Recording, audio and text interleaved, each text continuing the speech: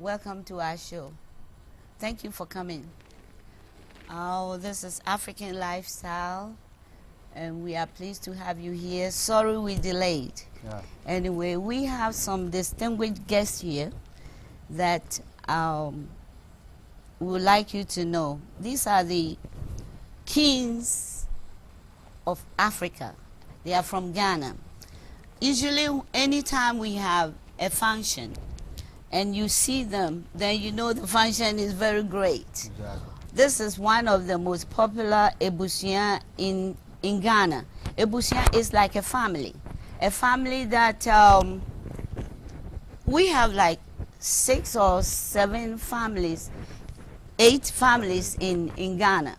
And this family, is not that they are related, but they are, a family is like, how do you call it? I don't know. They help. They do everything that. Kind of like a brotherhood. It's like a brotherhood, and Asane Ebusian is the biggest and the most famous Ebusian in Ghana, and we're lucky to have the kings here. So welcome, Nananum. In Ghana, we say Nananum. Welcome.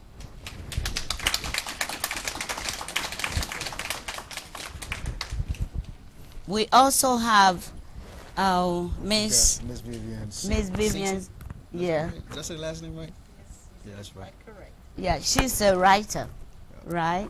So Kobe. So can you tell us a little bit about yourself and how you started as far as writing? Well, thank you very much for inviting me. You're I'm welcome. so pleased to be here, to meet such wonderful people, and to be in the company of such distinguished people from Ghana. Well, I don't know what to say about myself. I'm just a little woman. But I'm trying to carry the African woman forward and to do what I can to make the African woman known. I'm a teacher. I've taught from kindergarten through postdoctorate. I'm a writer. And I started a magazine, and now I had the great privilege and honor to publish my mother's autobiography. I understand you are from the royal family. Well, you see, the thing is, Liberia is now a republic, okay? So I cannot go around telling people in Liberia that I'm from a royal family. But you know that in West Africa, we had these families who ruled before the white man came to Africa. Yes. And my family are the Massacoys, and they ruled part of Liberia and part of Sierra Leone. But my grandfather abdicated his throne in 1912 after he had been educated in the United States. He felt that in the 20th century we shouldn't have any kings in Africa. Okay. But my mother was born when he was king of the Galenas. Oh, okay. Okay. So at that time there were no president business. Yes, Liberia became independent in 1847, and Liberia had a president. But in the interior, we had chiefs and traditional rulers. And even till today, we still have traditional rulers who govern the people alongside the official government. Yes. So can I call you a princess? Oh, please don't, because then people would think I have a lot of money.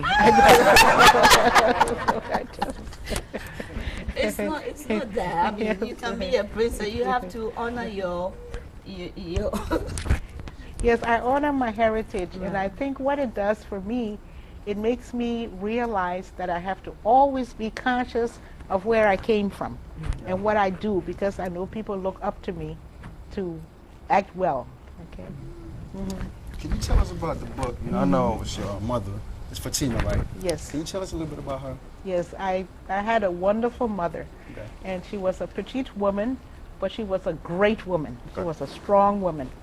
And she was lucky that when she was a little girl, her father was appointed the Liberian Consul General to Germany. Wow. And he was Africa's first diplomat.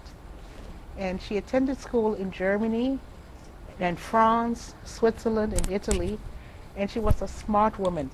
But what she wanted to do in life, although she had the opportunity to marry German princes and European royalty, and when we see what's going on now in London, you say, oh, she Exactly. should have done it. Yeah. She said, no, I didn't want that. I wanted to educate women. I wanted to teach women so that women will not be subservient to men. And that's what she did all of her life. And she did it with a lot of strength and a lot of intellect and a lot of education. So is your mother alive now? No, unfortunately, my mother died in 1978. Oh. And before she died, she told me, she made me promise her that I was going to publish her autobiography that she had written when she was a student at Fisk University in Nashville, Tennessee. Can you tell us about these books you're holding? Oh yes, in 1989, I used to work, well, when I was 18 years old, I started working on television in Germany and in Liberia. And when I came to the United States, I worked for the Voice of America. In fact, I was invited to go to Ghana to work for the Ghana Broadcasting System. Yes, yes. And we did a program called Your Healthy Family. And one day I said to myself, it's a pity that we didn't capture all of this work. So I decided to start a magazine called Lady. And I published Lady for many years until my husband died unexpectedly. And magazine publication is very expensive. So I couldn't use my food money, like I say, you know, to keep on publishing the magazine. So I slowed down a little. But now I publish my mother's writings and the writings of other people. And I'm looking for other African writers to publish their books and material. So how many? Bef- Go ahead. Go ahead. Before we went on break, Yes. you were talking about like your father or whoever went Can- to can school in Ghana or something. You were talking about Ghana. Can you give us the detail? Yes, well, I'm fortunate that I come from one of the oldest African royal families. And our family is the only family in Africa south of the Sahara that has a European-style crown. And this crown was given to my great-great-great-grandfather, King Siaka, by George IV, the That's King of right. England. Yes, sir. It is, he gave it to him because King Siaka lived a very lavish lifestyle. So he gave him this crown. And it is still in Sierra Leone. It's still in a place they call Pujehun. Okay. Anybody who watched Blood Diamond Yeah. saw about So Pujehun. it's made all diamond. Yes, it's made out of silver, platinum, and precious stones. Okay. Mhm. Won't you bring it here and sell it and we can enjoy it? Well, I wish I could, but you see, I'm not the only one in the family. Okay.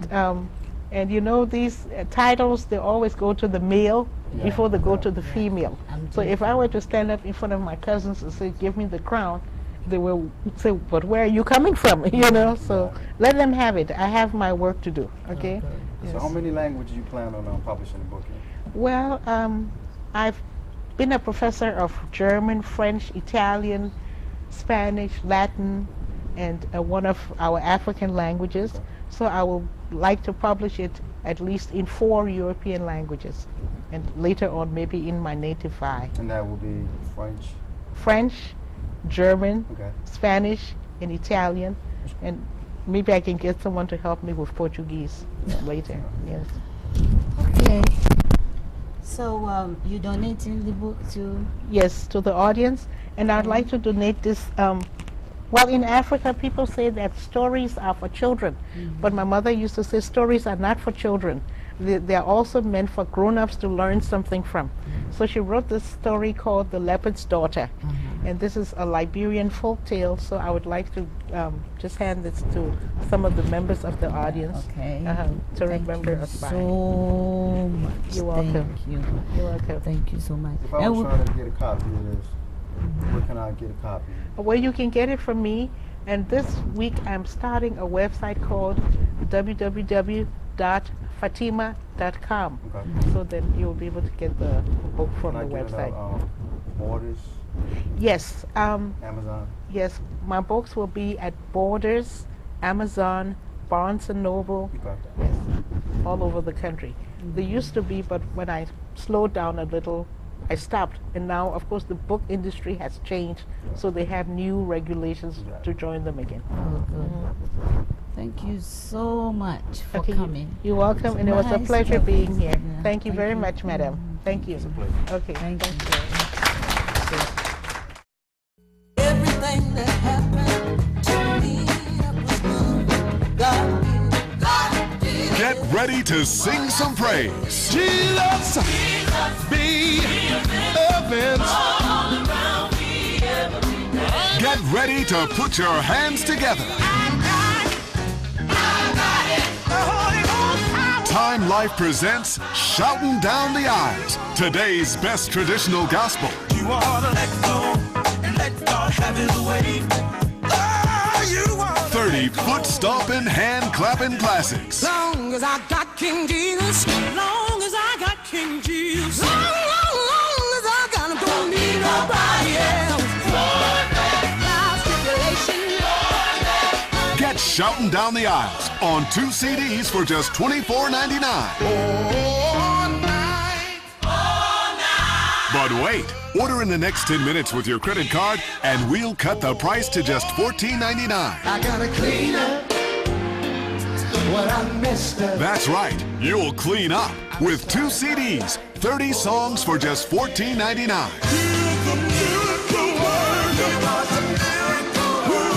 Then preview other great gospel CDs. Satisfaction guarantee. I'm a soldier on the battlefield. And This special collection is not sold in stores. I know the truth. So call now and start shouting down the aisles with 2 CDs for just $14.99. If you're talking about Jesus, if you're talking about Jesus. Call 1-800-715-2590 to order Shouting Down the Aisles on 2 CDs for $14.99 plus shipping and handling when you call in the next 10 minutes with your credit card or order online at timelife.com/shout. Hello, we're back again, and we have such a beautiful lady who is a singer. She's got such a sweet voice. Her name is Miss Aniak. Hello. All right. Glad to be here. Okay. Welcome to the show. So much. I just want to know, what kind of song did you do? What kind of genre, type of music did you do? I'm a lover of all types of music. I grew up listening to every type of sound, Okay. African music, Western music, Latin. I don't shy away from music. I just love music. So most of the work that I've done has been inspired by all types of music. Country, Okay. there's no limitations to what I do with musically. You told me that one of your songs was inspired by your grandmother. Yes. So can you tell us which one is it? Sure. My late grandmother, Janet E. Dennis, her 90th birthday, I was trying to decide what to do for her. Mhm. I've always given her perfumes, hats, blouses, and I thought, you know, what can I do differently this time for Grandma? Mhm. And decided to use a Frank Sinatra tune Wow. and add some reggae beat to it, Whoa. and Flavor right there. and share her story on her birthday. So that's So- what inspired me. I hope you're going to give it to us at this moment.